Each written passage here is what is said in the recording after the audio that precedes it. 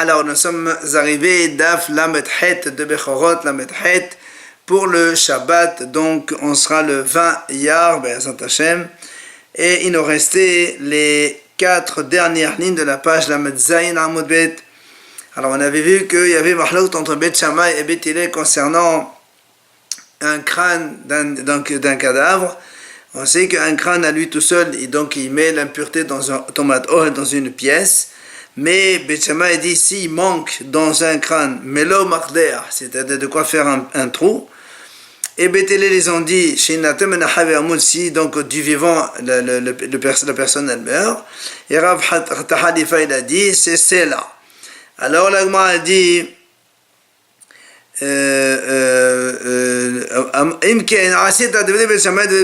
c'est-à-dire que si tu dis que melo marder selon Bet Shammai et c'est là selon Bet Hillel, puisque Bet Hillel, ils ont dit, ils n'ont pas donné la dimension, c'est là. Ils ont dit de quoi, donc, un vivant, il meurt si on lui fait un trou pareil dans le crâne. C'est donc, Rav Tahalifa, il a dit que Shmuel avait dit que c'est un cela. Alors on lui dit, c'est comme ça, donc c'est la même chose. Comment tu sais? Ditnan, et on apporte donc une Mishnah dans Kelim, qui dit, Ma'or, Shelona Asa Bede Adam. Si on a un mur entre deux pièces, et le mur s'effondre, il fait un trou dans le mur. Non, ça veut dire Adam. Il est tombé tout seul et ça fait un trou. Si maintenant il y a un mort dans une pièce et la pièce elle est tamée, est-ce que ça communique vers l'autre pièce suivante? Non, Shiroro, mais là, Grov Gadol. Quelle est la dimension de ce trou dans le mur pour que la tomate puisse passer de l'autre côté? C'est un point, un grand point. Et la Mishnah là-bas a dit, c'est le gros d'un monsieur qui était grand apparemment. Et donc, c'est la dimension. Amar Rabbi Yossi, Rabbi Yossi dit, Vishno Kedosh Gadosh el Adam. Et ça ressemble comme la grosse tête d'un monsieur. Maintenant, Naasa Bede Adam. Si maintenant, le trou dans le mur, si quelqu'un qui l'a fait, c'est un individu qui le fait. Alors là, la Mishnah a dit, Sha'anu Kemlo Marder Gadosh shel Lishka. C'est quoi la dimension de ce trou pour que ça communique? Comme le Marder Gadosh shel Lishka, comme un perceur, donc, dans la Lishka. Chez Kifodon shel Haïtarki. Ça ressemble à Pondion italien. Ou celle en néronite. Et ça ressemble à un celle de Néron. Donc, c'est une pièce de l'époque. Vishno, comme le Nekev shel Ol. Et c'est avec ça qu'on fait, donc, un Nekev pour attacher. Le Ol, c'est le joug qu'on met sur donc, les vaches, pour les faire conduire ensemble. Et donc, la Gemara a dit, tu vois bien que Bet Shammai et Bet Hillel, ils disent que c'est comme un cela.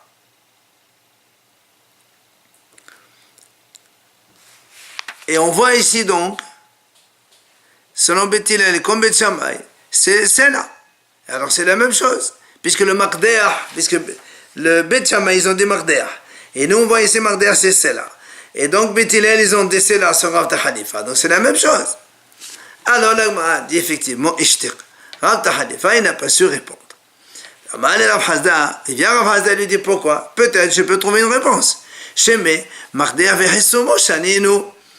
Il dit peut-être que la Mishnah là-bas, qui parle de le trou dans le crâne, on parle Marder Vehesomo, c'est-à-dire de quoi faire un trou, plus le pourtour pour que le perceur puisse passer, donc coulisser facilement. Et donc, c'est ça un peu la différence entre Bet Shammai et Bet Hillel. Bet Hillel est plus petit. Amale, Rav Tahalifa, il vient Rav Tahalifa dit effectivement, là, Temachem ne dit pas peut-être que. Il dit effectivement, on peut dire que c'est ça la mahloket. Selon Bet Shammai, c'est le Marder Vehisomo. Et il faut donc qu'il soit gros comme le Marder plus le pourtour, donc on va le faire coulisser facilement. Et selon Bet Hillel, juste de faire un trou seulement. Et la Gemara a dit qu'Hizkiya ve'akesh, comme il a dit Hizkiya ve'akesh, que effectivement, Ditnan, il y a une Mishnah qui dit comme ça, Zo'aïdou te'id Hizkiya ve'akesh, le Rabban Gamliel biyavne. Il a témoigné ça. Il lui a dit, Sha'amad Mishum Rabban Gamliel zachen. Il a dit comme ça, Kol she'en lo toch bichle heres, en lo achoraim la halika. Si celui qui n'a pas tort, c'est-à-dire que normalement il y a un récipient, il a donc un contenant et les parois. Il dit maintenant s'il n'a pas tort, il n'a pas un contenant, c'est donc quelque chose de plat. Si c'est que les heres, c'est-à-dire il n'y a pas de différence entre l'intérieur et l'extérieur. C'est-à-dire, netma toho, netma gabo, si la face interne elle est tamée, l'externe aussi. Et netma gabo, netma toho, si la face externe elle est tamée, la face interne aussi. Sur cela, l'Agmara s'étonne qu'il est hes betochotal. Hamana. L'Agmara dit, comment tu dis, on parle ici un hes qui n'a pas un contenant. Un quel est hes par définition? La Torah dit, il n'y a que l'intérieur qui devient tamé. Qu'est-ce que tu me dis? Il n'y a pas de tor et c'est tamé derrière, etc. Et les torts, c'est ce que l'Agmara a dit. Et les torts, s'il a un contenant et mêlé, le clairs, donc un ustensile en argile, il prend la touma de l'intérieur. Les torts, si maintenant il n'a pas de contenant, là, et mêlé, de l'extérieur, il ne prend pas le clairs, il ne prend pas l'impureté. Alors, Amar Rabbi Yitzhak bar Ravin, il vient Rabbi Yitzhak bar Ravin et dit, voilà ce qu'il voulait dire. Kol she'en lo torch b'chlei cheres. C'est-à-dire, quand il n'y a pas de milieu, donc les cheres. Alors, le même, quand il est métal, chez les chetef, on va expliquer plus loin que c'est du bois. Alors là, il n'y a pas de différence entre l'extérieur et l'intérieur dans la Tum'a. C'est-à-dire, nitma toho, nitma gabo, si l'intérieur il est tamé, l'extérieur aussi, nitma gabo, nitma toho. Si l'extérieur il est tamé, l'intérieur aussi. Sur cela, moi, je dis, mais attends, je ne comprends pas. Si tu veux m'enseigner pour que les chetef, la mal les mettez pour les hares, pourquoi tu as besoin de le comparer avec les hares? Nima, t'as qu'à me dire tout simplement, quand il y a un cléchetef, donc un ustensile, qu'il prend l'impureté, mais après on peut le purifier, eh bien, donc en faisant le mikvé, alors dans ces cas-là, s'il n'a pas de contenant, il n'y a pas donc de différence entre l'extérieur et l'intérieur, et tu n'as pas besoin de parler de Kleheres. Bien, la Gemara répond, il dit non. Hakamashmalan, en fait, pourquoi on l'a comparé avec Kleheres, c'est pour te dire, Hakamashmalan dit Ishlotor, que s'il a un contenant, alors là, il est comme Kleheres. C'est-à-dire, c'est que ma Kleheres, netma toho, netma gabo, de la même façon que Kleheres, quand il est entamé de l'intérieur, l'extérieur aussi, il est tamé. Par contre, netma gabo, il faut inverser. Netma gabo, non netma toho. Si maintenant le clairs il est tamé de l'extérieur, il ne prend pas l'impureté. Donc du coup, même l'intérieur, il n'est pas impur non plus. Av klishetef, la même chose pour klishetef. Netma toho, netma gabo. S'il est tamé de l'intérieur, alors il est aussi tamé de l'extérieur. Netma gabo, là aussi il faut changer. Lo netma toho. S'il est tamé de l'extérieur, il n'est pas tamé de l'intérieur. Voilà donc ce que l'Agmara voulait dire. Sur ce, l'Agmara a posé une question. Bishama kleheres galibel hamanatoho. L'Agmara dit, pour le kleheres, c'est marqué que la Torah l'a bien précisé que la Tum'a, c'est de l'intérieur. Et la klechetef, mais galibel hamanatoho. Mais dans les autres kilim, la Torah, elle n'a jamais dit que c'est toho. Pour que tu me dises qu'il n'y a pas de tomate de l'extérieur. Alors comment tu me dis le clé kishetef c'est comme clé heres? Alors là, elle répond, c'est vrai. Et bitoma de oraita hachinemi. Si c'est dans la tomate de la Torah, c'est vrai qu'il n'y a pas de différence, que natma gabo netma toho, c'est de l'extérieur ou de l'intérieur, c'est la même chose pour clé kishetef. Mais le problème, c'est de quoi on parle, pourquoi on veut t'enseigner cela? Parce qu'on parle ici c'est en fait tout simplement, on parle de l'impureté induite par les liquides, et ça c'est une Xerat Hachamim. C'est pas Minatora, parce que Minatora, les aliments ils donnent pas, ils ne transmettent pas l'impureté. Mais la Hachamim on dit que les liquides, à cause de Mashke Zav et Zaba, ils transmettent l'impureté. Et ramène ici la Mishnah d'Etnan, que les Shenetma Ahorao Bimashkin, un ustensile, dont la face de la partie externe, elle est devenue donc tamée à cause d'un mashkin, d'un liquide. Alors, cette partie externe, elle est tamée effectivement, mais la partie intérieure, le manche du keli, tout ça, ils sont tahor. Par contre, netma toho, mais si il est devenu tamé de l'intérieur, alors kullo tamé, il est complètement, il est tamé. Et l'Agma explique pourquoi. Mais comme on vient de dire maintenant, les aliments ne transportent pas l'impureté au kélim. C'est seulement et les haramim, eux, ils ont donc fait une xéra à cause justement des liquides de zav et zava, c'est-à-dire leurs crachats et leurs urines, que eux, c'est carrément avtum'a. C'est pour cela, j'avais la banane, que haramim ont dit que les tum'a, mashrin de ces kélim-là, qui sont clichés, on les a comparés à des kleheres, c'est comme kleheres, comme quoi ils prennent la tomate de l'intérieur, mais pas de l'extérieur. Mais là, j'avais la banane que tomate de raïta de nafché.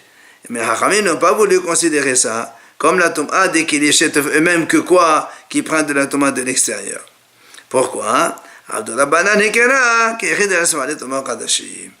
que Hachamim ont voulu justement faire une distinction entre un vrai Touma de la Torah où si un Touma au Kadashim et tout ce qui devient tamé, il faut les brûler, et entre cette Touma de la banane qui, elle, ne devrait pas faire brûler les Touma Kadashim, mais c'est tout, on les suspend tout simplement. Alors le m'a dit ici c'est comme ça, alors même dans ces cas-là, même cliché qui n'a pas de tort, on devrait faire aussi une distinction par rapport à ce que pour que les Touma Kadashim, on ne les brûle pas, on les tourne seulement. Alors le m'a dit non, puisque les Haramim ont déjà fait cette distinction entre donc la Touma de l'intérieur et de l'extérieur, dans les Kélim qui ils ont un contenant, il y a des l'autor de la banane. On sait très bien que quand il n'a pas de tor, il n'a pas de contenant, c'est pas un récipient. Dans ces cas-là, toute la Touma c'est de la banane, on n'a pas besoin donc de faire de reconnaissance et de différence. Maintenant, l'agma a dit comment? Comment tu dis qu'un kéli qui n'a pas de tort, c'est-à-dire un kéli comme on a dit, shetef, c'est-à-dire qu'il est en bois, par exemple, tu me dis, il prend la tomate de la Torah, pourtant dans la Torah c'est marqué, la Torah elle compare que tous les ustensiles, c'est comme le sac, c'est-à-dire il faut qu'il soit un contenant, masa, metaltel malé vedekan. De la même façon qu'un sac, ça se déplace aussi bien plein que vide. Donc, il a un contenu et un contenant. Eh bien, tous les autres aussi, ils doivent être la même chose avec un contenant pour pouvoir prendre l'impureté. Comment tu me dis, toi, que les chétefs, il n'a pas de tort, il prend de la Torah, mais la Torah. Hein? Alors, il répond, on va dire, effectivement, c'est vrai. Normalement, pour les kélim, il faut mettre un tel mais pour Tomat Midras, c'est-à-dire quand il y a un zav ou un nida qui s'assoit donc sur un support, par exemple un tapis, etc., là, il le rend tamé, il n'a pas besoin d'avoir un contenant. Alors on m'a dit, alors dans ces cas-là, pourquoi pas le her? Alors, her aussi, l'argile aussi, quand si on s'assoit dessus, on le rend tamé, mais la Torah aussi avec ça.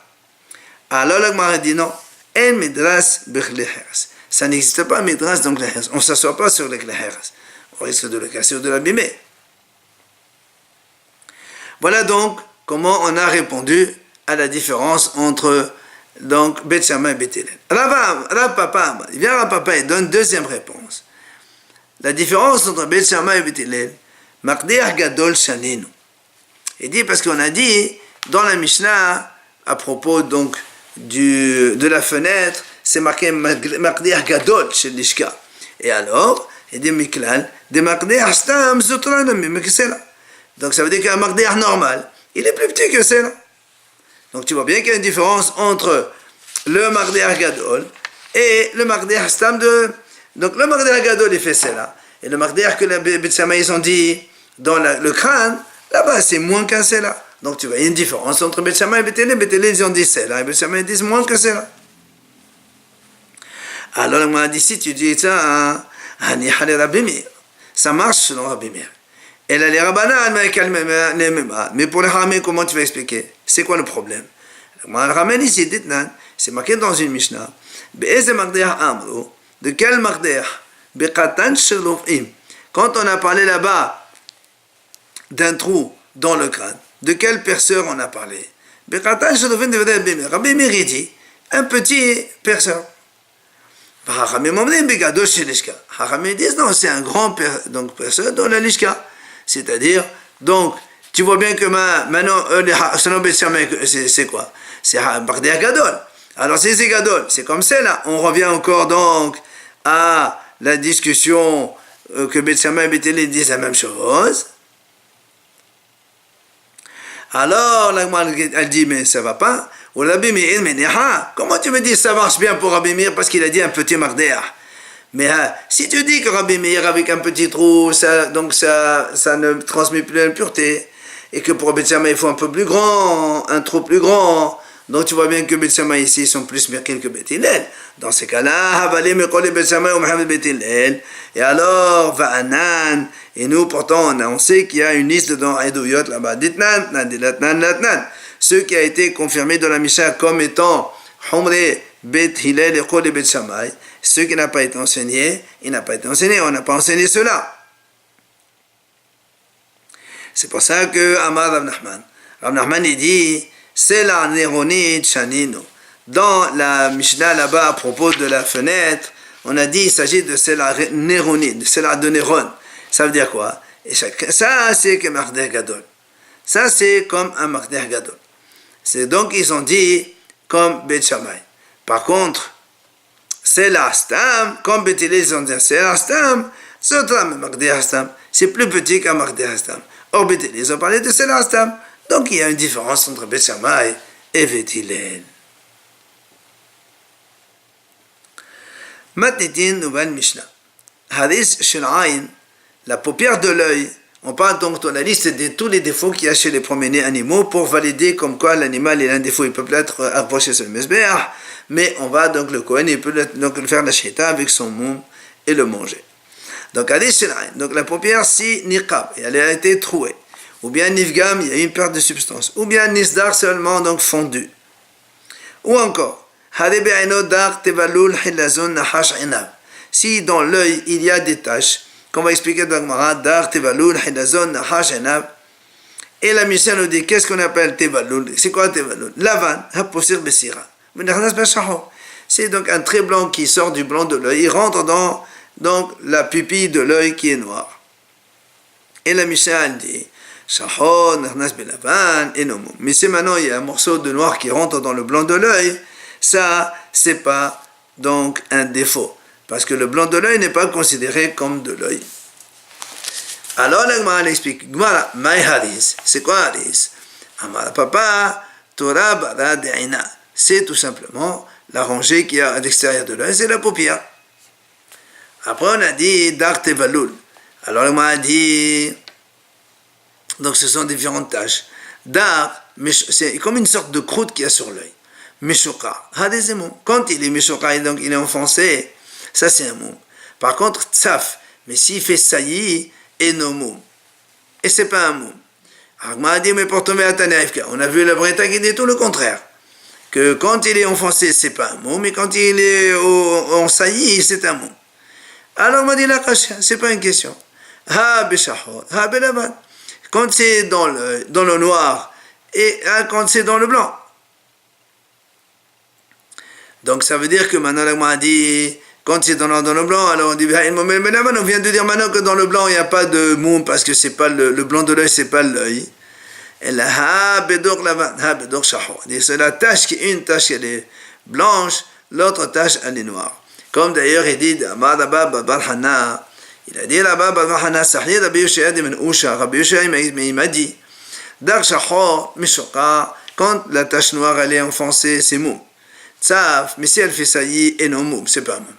Maintenant, dar lavan, si la tache elle est blanche, meshoka et non moum, si elle est enfoncée, c'est pas moum, tsaf, elle dit moum, mais si elle flotte, donc elle est à l'extérieur, c'est moum. Visemanach, barqa.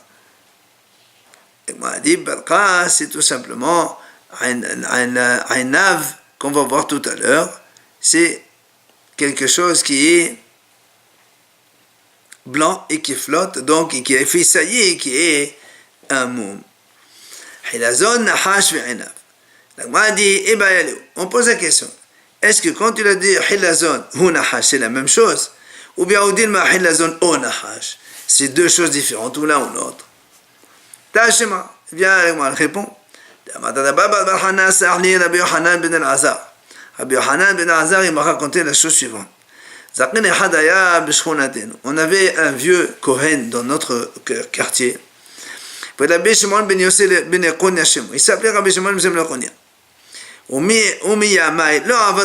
Je n'ai jamais donc pu passer devant lui. Il dit c'était un grand haram et donc c'était pas mahat ava téléphone. Je suis passé devant lui. Amal shev beni shev. Viens t'asseoir mon fils, viens. En fait, ce Kohen là, ça dit que le gaon de la génération, il avait un bechor qui est tombé là-bas un défaut. Il voulait, comme lui, il n'a pas le droit d'être autoriser son propre bechor, il voulait donc montrer à ce talmid-là pour qu'il apprenne et que lui, le talmid, il lui dit c'est un moum. Alors il lui a expliqué, il lui a dit, regarde mon fils, Hilazon c'est mon kavura, le shotala. C'est le Hilazon, c'est un défaut, donc pour lequel il faut faire la shita. Et c'est ça le nahash, c'est la même chose en fait.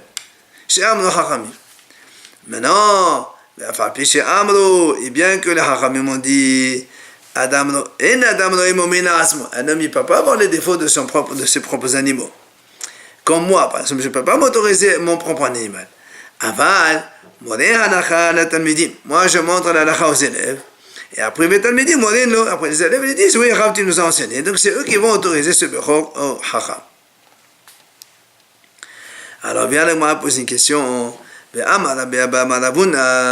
Pourtant, on a vu que Rabbi Abba, il a dit au nom de Ravuna, quand Talmid Chacham Shemore Halacha Ova, chaque fois qu'un Talmid Chacham il montre une halacha, si im Kodma c'est Amara Shumailo, Bim Laon Shumailo.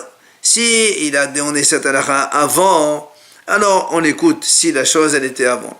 Mais si on n'a jamais entendu, c'est parce qu'il y a maintenant un cas, il le dit. Alors on n'écoute pas, et comme celui-là, Rabbi Shimon ben Yochai ben Yochai, il lui a dit cette halakha parce qu'il a ce bechor, on ne doit pas l'écouter. Alors la moine répond, et on a mis, il dit non, lui aussi Rabbi Shimon ben Yochai, il montrait la halakha depuis avant. Là c'est juste parce qu'il voulait montrer à l'élève, mais en fait il a déjà dit la halakha depuis avant.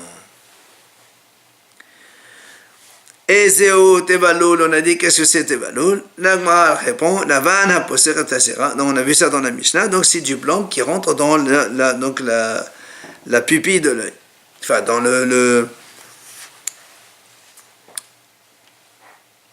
ce qu'on appelle la prunelle des yeux. Matitin Mani, l'Agmara dit c'est qui est l'auteur de notre Mishnah. Alors l'Agmara répond à Rabbi Yossé, et c'est Rabbi Yossé. Détania, et quand on le ramène ici la Breta, qui dit la vanne binachnas beshahor. S'il y a une tache blanche qui rentre dans le noir, ou bien shahod binachnas belavan, ou bien le noir qui rentre donc dans le blanc, dans la cornée, c'est un mot de Rabbi Meir. Rabbi Meir, il dit dans les deux sens, c'est un mot. Mais Rabbi Yossé, dit non, la vanne binachnas beshahor, quand le blanc il rentre dans le noir, ça c'est moum. Par contre, shahod binachnas belavan est non moum. Quand le noir il rentre dans le blanc, c'est pas un moum, il n'y a pas de moum dans la cornée selon Rabbi Yossé. Donc c'est comme Rabbi Yossé. Amarav, il dira, pourquoi Rabbi Yossé a dit ça? Il dit parce que c'est marqué dans le passage de Teiv, Yasa mehelev aynemo, tabadina ekre, aynemustama, là ekre. Il dit comme il y a marqué Yasa mehelev aynemo, là-bas on parle dans le passage, les Réchaim, ils sortent des tarbotra à cause de Shuman, parce que la graisse qu'il y a dans l'œil. Et comme il y a marqué de la graisse dans l'œil. Donc tu vois bien que ce blanc de l'œil, ça s'appelle la graisse de l'œil, ça ne s'appelle pas de l'œil. Alors l'Agma a dit Rabbi Meir, alors pourquoi il dit lui que même si dans l'autre sens c'est un moum? Il dit c'est quelque chose qui trouble la vue. Et là, ça trouble aussi la vue. C'est pour ça que Rassan Rabbi Meir, c'est aussi un moum. Matiti, nouvelle Mishnah, encore dans la liste des défauts des animaux. Havarvar ve'hamaim ha'kevoin. La Mishnah a dit Havarvar, c'est une maladie de l'œil. Ve'hamaim ha'kevoin, c'est-à-dire donc des yeux qui larmoient en permanence. Alors la Mishnah explique Ezeo Havarvar kavua. Qu'est-ce qu'on appelle Havarvar kavua? Kol sheshahash monimium. Si pendant 80 jours, donc il a coulé, c'est un moum définitif. Rabbi Hanina ben Amar, בודקין אותו 3 פעמים בתוך 80 יום. Rabbi Hanania, il dit, on ne va pas le contrôler tous les jours. Alors il dit non, 3 fois dans les 80 jours, si on voit que ça coule, donc on a compris que c'est un défaut fixe. Maintenant, comment on va définir que c'est même mais c'est un moum? Alors il dit comme ça, si on lui donne à manger à cet animal, lah viyavesh shel geshamim, c'est-à-dire du foin tendre et sec, des geshamim, c'est-à-dire des champs qui poussent avec la pluie, n'ont pas besoin d'être arrosés. Ou bien lah viyavesh shel shlahim, ou encore on lui donne à manger du foin tendre et sec, des shlahim, des champs qu'on arrose en permanence. Ou encore, il a mangé donc d'abord le foin sec, après le foin tendre. Tout cela, si on avait mangé ça, et ça n'a pas disparu, et nos moum. On n'a pas encore confirmation de cela comme si c'est un moum. Quand est-ce qu'on confirme que c'est un moum véritable? Il faut d'abord qu'il mange le foin tendre, et après il mange le foin sec, et si après tout ça il n'est pas guéri, ça devient un moum définitif. Gmara Matitin Mani. La Gmara pose encore une question. Qui est l'auteur de notre Mishnah? Rabbi Yehuda, la Mishnah. La Gmara, la réponse c'est Rabbi Yehuda. Où c'est qu'on voit ça? Détania. Habadvar kavua arba'im yom. Donc cette maladie de l'œil qui s'appelle Habadvar, si elle est 40 jours, elle est fixe. Au même akeva'im shimonim yom. Et les yeux qui l'armoire en permanence, c'est 80 jours. C'est ça le mot. Ça, c'est Rabbi Meir qui dit ça. Donc déjà, on voit que c'est pas comme notre Mishnah, parce que nous, dans la Mishnah, on a dit même les deux, c'est 80 jours. Et c'est ce que dit Rabbi Yehuda. Donc c'est comme ça, on a dit que notre Mishnah, c'est Rabbi Yehuda. Maintenant, la Mishnah, la Gemara dit voilà ce qu'on appelle donc des yeux qui l'armoire. Si maintenant, on lui a donné à manger le foin tendre et le foin sec de Betachahin. D'abord, il manque, il faut dire, donc des champs qui sont arrosés par la pluie. Et il n'a pas guéri. Alors là, ça confirme le défaut définitif. Mais si on lui a donné Betachahin, le foin des champs qu'on doit arroser en permanence, ou encore, il a commencé par manger d'abord le foin sec et après le foin tendre. Et le défaut n'a pas disparu. Ça ne confirme pas le moum. Il faut d'abord commencer par manger le foin tendre et après le foin sec. Et si après 80 jours, il continue à l'armoire, alors c'est un défaut définitif. Et ça, c'est pendant 3 mois. Il se fait des cas, comme on a dit, pendant 3 mois. Voilà comment on a dit que notre Mishnah c'est Rabbi Yehuda. Sur ce, la Mishnah a dit pourtant, on a dit les deux dans la Mishnah. C'est-à-dire, on a dit l'arve avait shachal l'arve shekshamim et l'arve avait shel bezashahim. Alors que Rabbi Yehuda, lui, il a dit non.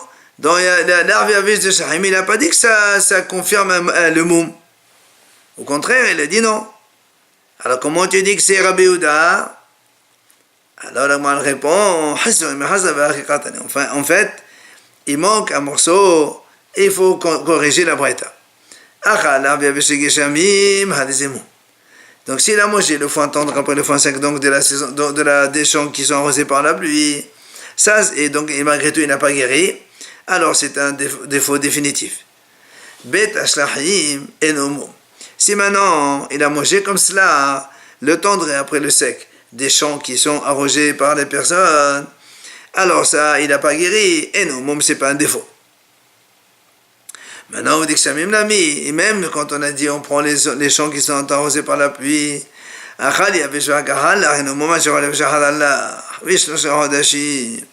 et donc, même dans les pluies, c'est-à-dire des champs qui se suffisent avec la pluie tout simplement, alors cela, ça n'est définitif comme moum, que seulement s'il a mangé d'abord le foin tendre, après le foin sec.